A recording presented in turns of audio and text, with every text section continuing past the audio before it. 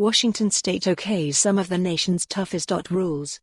Seattle, AP. Washington state is adopting some of the nation's most aggressive overtime rules, restoring protections for hundreds of thousands of salaried workers and taking what supporters say is a crucial step toward rebuilding the middle class. The Department of Labor and Industries finalized the rules Wednesday and will phase them in by 2028. By that time, salaried workers making up to about $83,400 a year will be entitled to time and a half pay if they work more than 40 hours per week. Workers making more than that could also get overtime unless they are certain types of professionals, such as those with higher degrees, or unless they are truly managers or executives, as demonstrated by their ability to hire and fire, direct other people's work or make significant business decisions.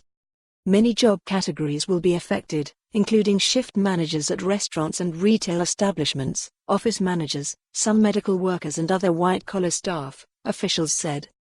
"We need to make sure the middle class shares in our state's prosperity," Washington Governor Jay Inslee said in a news release.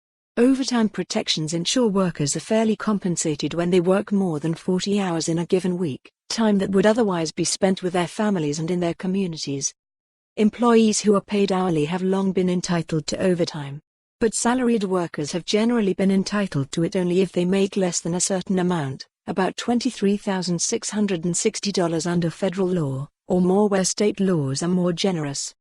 Those thresholds may have worked decades ago, when they meant that nearly two-thirds of salaried workers nationally were covered by overtime protections. But after a recession in the 1970s, lawmakers largely stopped updating them. Washington's has been stuck at $13,000 since 1976. As people's salaries rose with inflation, they found themselves no longer eligible for overtime. Businesses have also been able to convert hourly workers into salaried ones who make just more than the threshold as a way to avoid hiring additional staff or paying overtime. In other cases, workers have been classified as managers when their actual duties more closely resemble those of hourly workers, officials said. By some estimates, as few as 7% of salaried workers across the country are now entitled to overtime. The federal government and several states, including California, New York, Pennsylvania, Colorado, Michigan, and Massachusetts, have recently updated or started to update their overtime rules, but none have adopted a target threshold as high as Washington's, said Paul Son, State Policy Program Director with the National Employment Law Project.